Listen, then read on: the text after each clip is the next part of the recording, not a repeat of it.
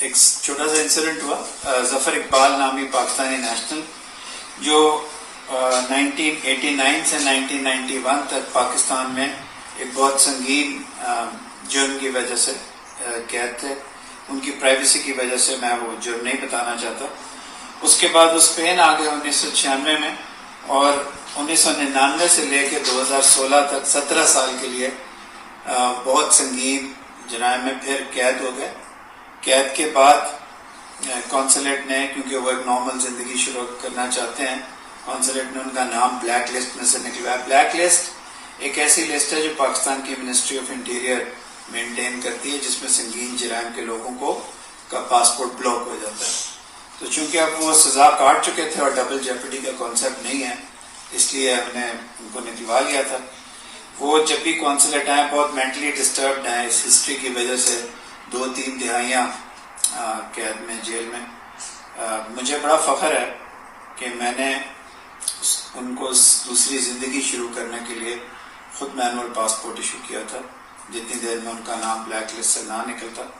آج وہ تشریف لائے تھے، مینٹلی ڈسٹرب تھے، بتا رہے تھے کہ پاکستان میں ان کے خاندان والوں کے ساتھ کچھ زیادتی ہوئی ہے، ظلم ہوا ہے، اور اس دوران انہوں نے تھوڑا سا آئل، کیروسین آئل چھڑکنے کی کونسلیٹ میں کوشش کی.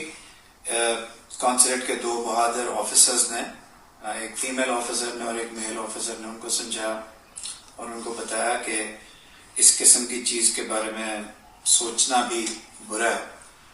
تو اس کے بعد نیچرلی پولیس کو اطلاع ہوئی اور وہ چلے گئے. کونسلیٹ کو کوئی نقصان کسی قسم کا نہیں ہوا.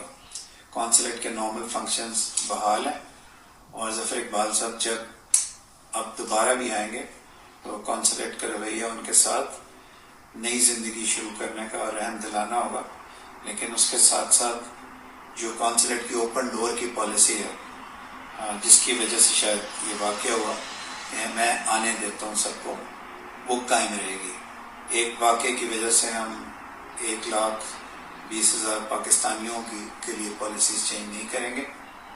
اور میری ظفر کے لیے بھی دعا ہے کہ وہ ٹریٹمنٹ کے بعد ٹھیک ہو جائیں اور اپنی نارمل زندگی شروع کریں. We will issue them even the machine readable passport, کیونکہ میں نے ان کو بلیک لسٹ سے کلیئر کروا لیا. وہ آج اٹینڈ ہو رہے تھے، میں ان سے ڈیٹیل انٹرویو لیا تو انہوں نے کہا کہ ان کے خاندان کو پاکستان میں خطرہ ہے، اور اکارڈنگ ٹو ہیم کچھ لوگوں کو شاید زد بھی پہنچائی گئی ہے یا نقصان کیا گیا. تو میں نے کہا میں آپ کو بریف کر دوں اس سے پہلے کہ کوئی افواہیں طرح کی ہوں. اور یہ کونسلیٹ اپنی اسی پالیسی کے تحت جو پاکستانیوں کے لیے کھلے دروازے کی اور سکون کی پالیسیز ہیں، ان کو کنٹینیو کرے گا، اور اس قسم کے واقعات سے ہم ڈیٹا رہیں. Thank you very much.